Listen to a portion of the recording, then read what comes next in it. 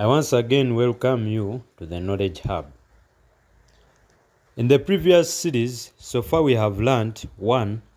That the Bible is the Word of God and its own interpreter.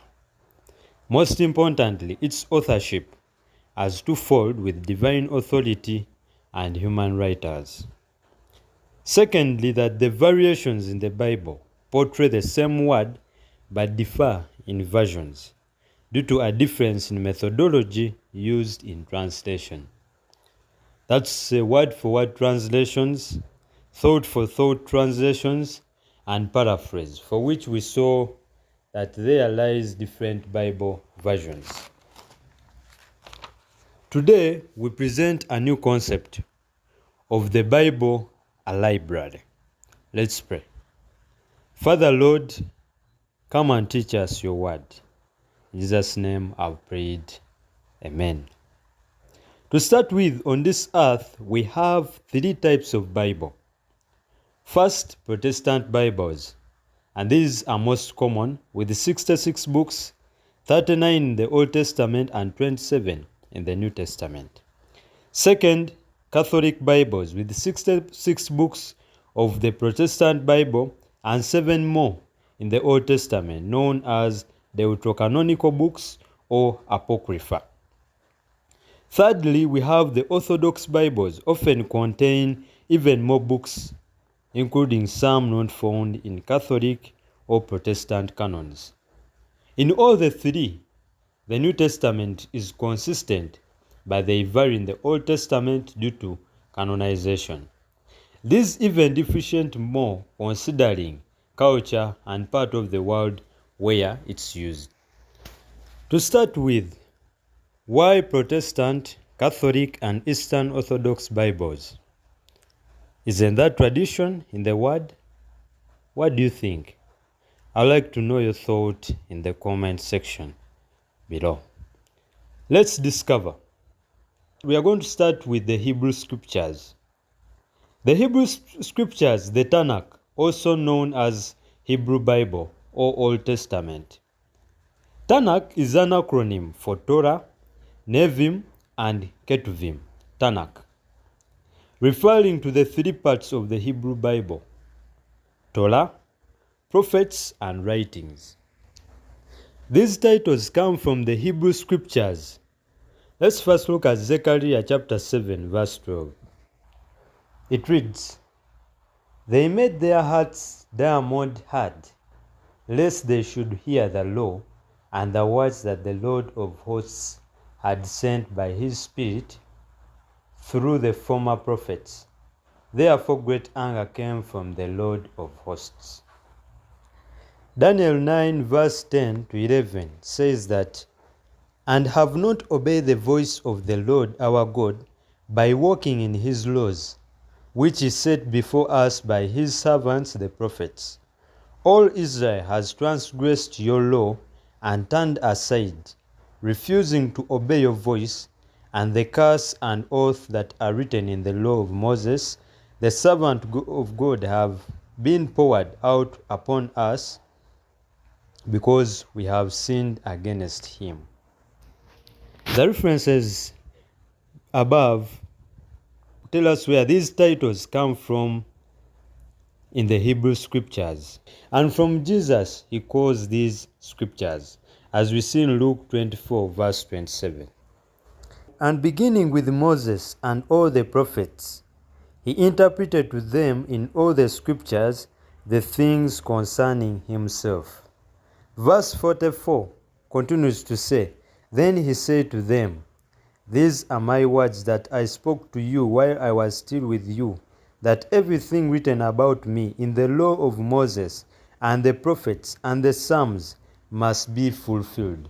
Thus the titles, the law, the prophets, and the writings, here which Jesus refers to as the Psalms.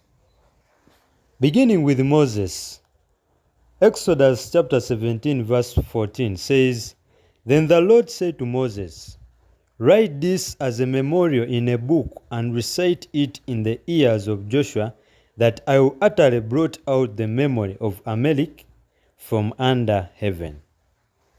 Exodus 24 verse 4 adds, "And Moses wrote down all the words of the Lord. He rose early in the morning and built an altar at the foot of the mountain and 12 pillars according to the 12 tribes of Israel." Therefore, beginning with Moses to prophets living after Israel's exile to Babylon, biblical authors wrote their own works quoting previous written scrolls. As we see, Moses was writing, so whoever came after was writing, also trying to quote that which they were reading from. For example, let's look at Genesis chapter 5 verse 1. It says, "This is the book of the generations of Adam. When God created man, he made him in the likeness of God." Numbers 21 verse 14. "Wherefore it is said in the book of the wars of the Lord, Waheb in Supah, and the valleys of the Ammon." Joshua 10:13 says that, "And the sun stood still, and the moon stopped, until the nation took vengeance on their enemies. Is this not written in the book of Jasher?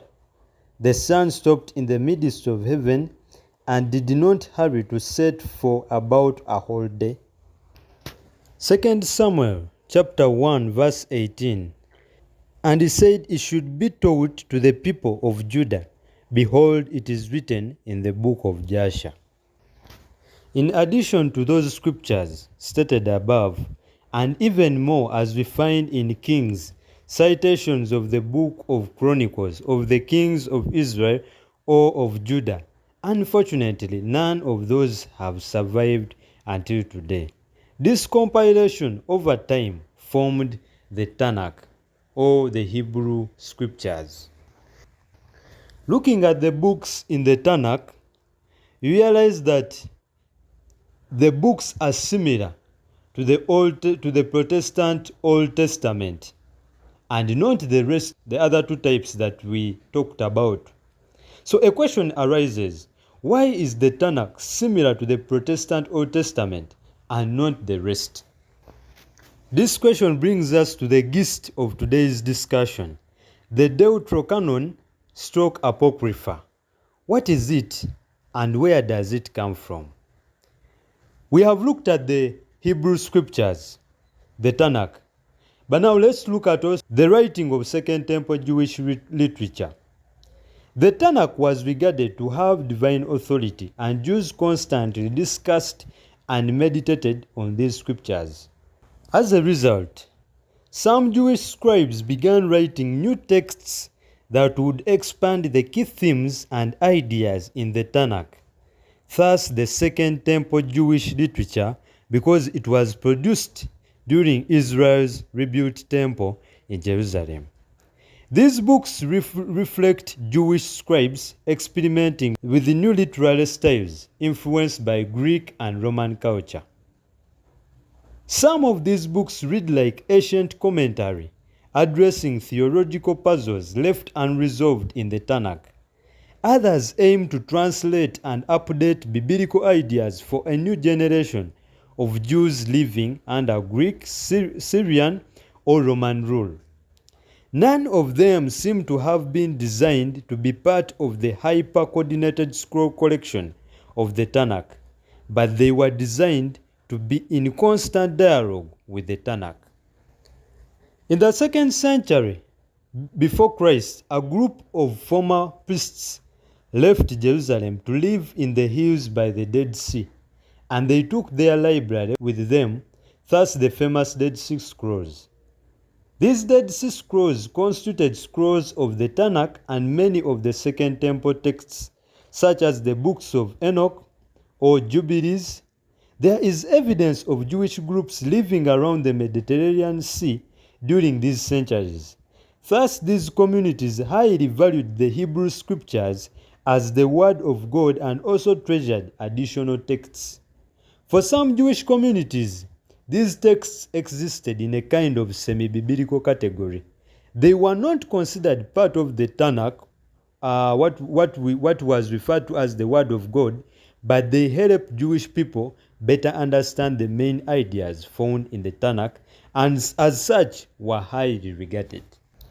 As I conclude, today we aim to point out the Bible as a library. It is a collection of different books, and basing on the type of Bible you are having, then it will have a different composition. That's one. Secondly, to also stress the fact that these writers didn't write in isolation, but rather referred to earlier content or earlier scrolls that had been written in their writing of scripture. Thirdly, the deuterocanonical books or apocrypha books. Watch out for the next series as we try to discover, are the deuterocanonical books scripture or non-scripture? Stay tuned and subscribe for more. Thank you. Let's pray. Our kind and precious loving Father in heaven, we thank you for you have taught us. In Jesus' name I've prayed. Amen.